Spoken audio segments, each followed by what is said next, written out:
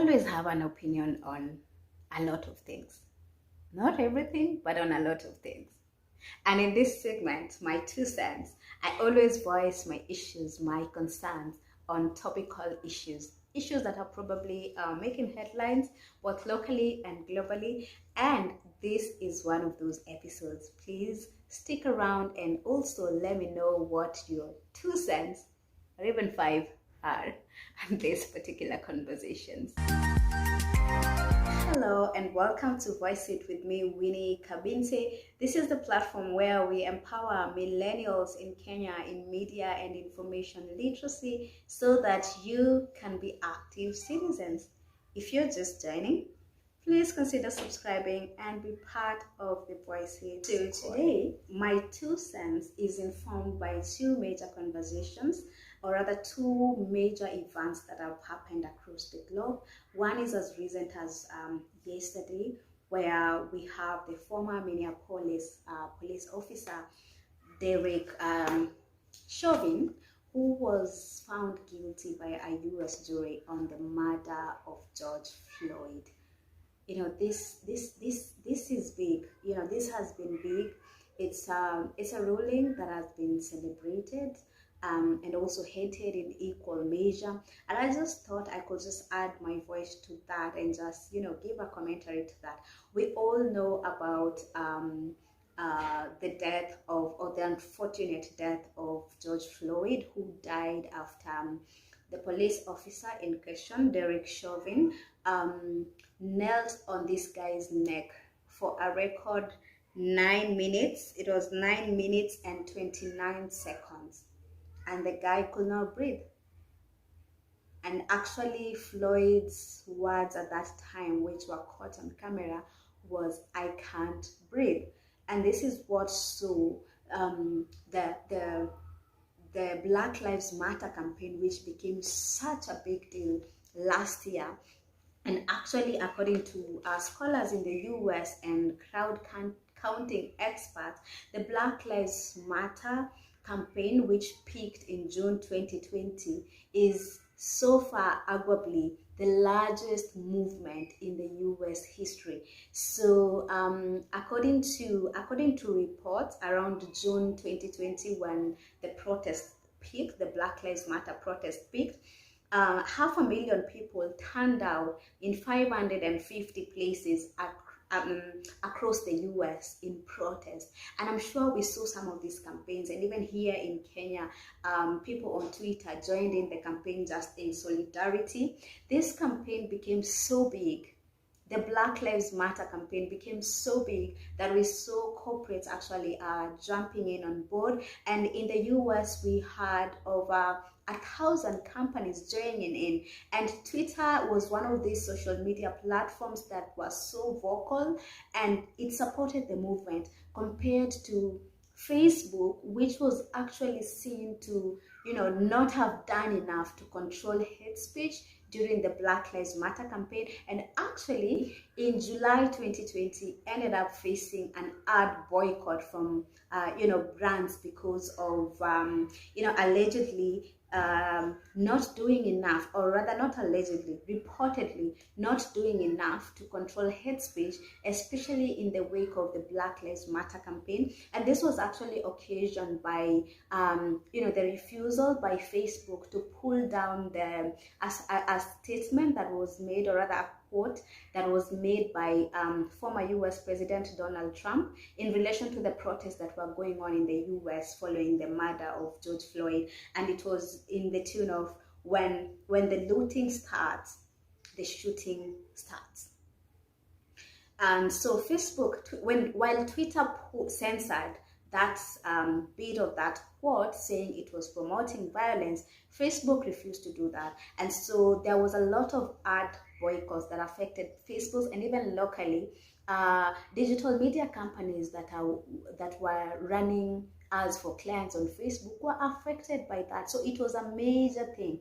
And one of the things that we also saw Twitter do in the wake of the Black Lives Matter campaign was actually doing away, or rather announcing that it was doing away with some of the programming words that have been used for so long that are considered to be, hateful or not inclusive to the Black community. And some of this word includes things like blacklist, things like master and slave. And for me, I remember I wrote about that in this article. I will share the link here. You can read about it in the Kenya Forum online. I thought that was huge because these are words for someone who is not in the IT side of things. You might not understand their magnitude or the context in which they are used. But if you look at something like a master, that like it's the product that controls everything else.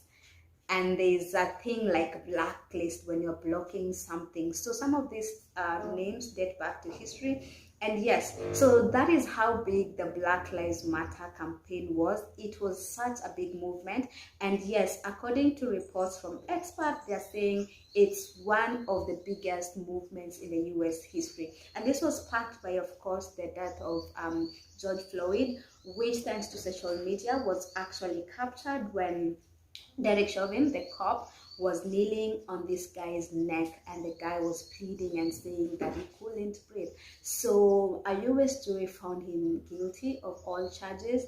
But I actually saw some critics saying that this guy did not receive a fair trial because of all the buzz and the publicity surrounding his campaign.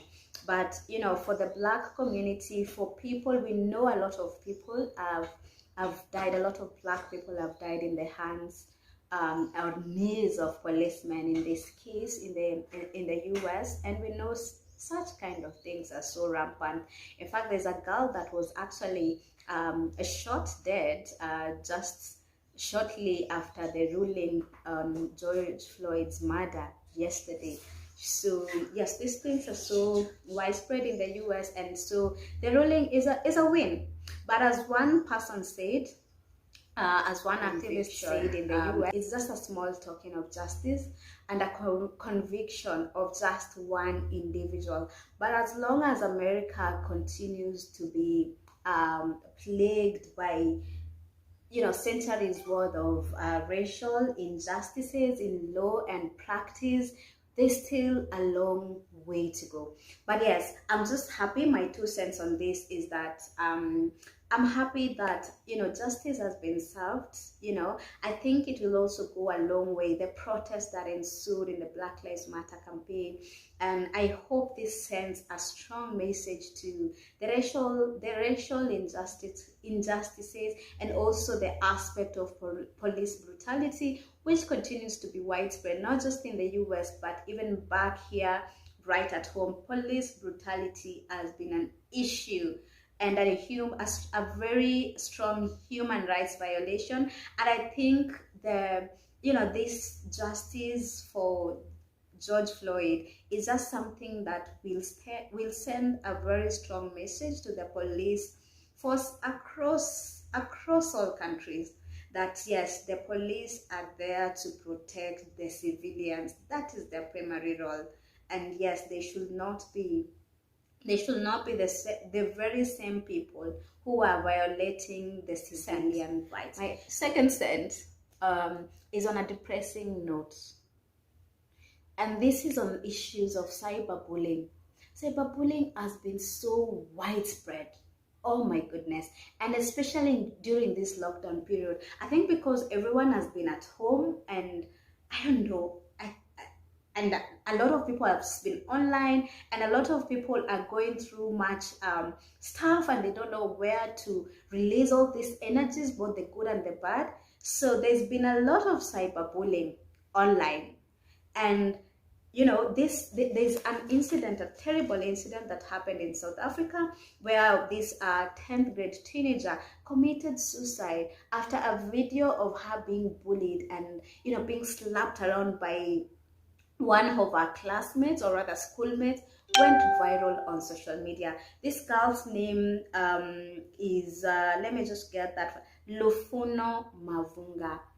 And she was a pupil, a secondary school student at a school called Bilwi's secondary school in South Africa. It was so unfortunate. The girl just took a drug overdose, and I watched that video. It was terrible.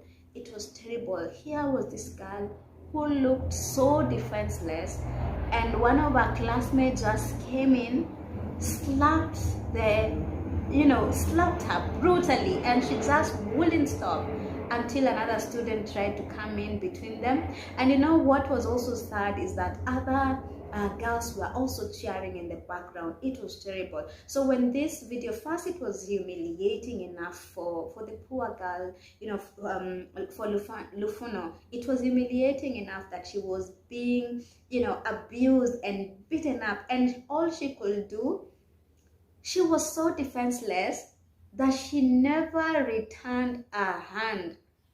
She took it all in and, tried to, she took it all in and tried to, to block this girl who was beating her up. But she just wouldn't stop. And for me, I was broken. As a parent, I was totally broken, because you send your child to school and parents go through so much just trying to put their kids in school, and then here is someone making life unbearable for your child, and you can imagine how the victim felt. It was bad enough that she was violated in the way that she was violated, and bad enough that she was exposed to the whole world to see just how she was humiliated. So the girl committed suicide. It was terrible. And so for me, that broke my heart, because we've seen similar occurrences happen in our country. And even if it's not been to such particular circumstances, it's just a matter of time. The other day, we saw a young girl in one of our high schools commit suicide because of period shaming, and shamelessly it was from a teacher. So one thing I want you guys, or rather everyone, to understand is that people have their own fears, and we also operate from different capacity, different mental capacities and insecurities. And so teenagers particularly are very sensitive.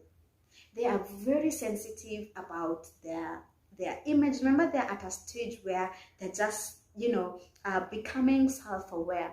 They care about how they are perceived. They care about how they look. They care about what people think of them. They care about how they feel, how they sound, how they look. And so we have to be very sensitive when we are dealing with this particular age bracket. So when you guys are online, when you go online, please take a moment to ask yourself whether whatever it is that you're even going to share, because some of these videos, we don't have to circulate them. We don't have to. So before you share, you click on that forward button. I want you to ask yourself, is this useful? Is this kind? Is it safe? And what is the motive? Right? And before you make a comment on anyone's image, on anyone's outlook, and this includes even these celebrities that we follow on social media, because we troll a lot of them. And it's not fair. It's not just fair. Everyone has the freedom, or everyone should enjoy the freedom of mental stability, mental freedom. And by you trolling these people, by you spreading your hate, some of which is based on our own insecurities and circumstances around us, it doesn't help. So guys, those are my 2 cents. Those are just the issues I wanted to speak about. And yeah, I just want to hear your thoughts as well about these issues. If you've been a victim of, trolling and cyberbullying, or if you have tips on how people can, navigate or try to be better in these social media streets, please engage in the comment section and let's have this conversation. If you enjoyed this video, please give it a thumbs up.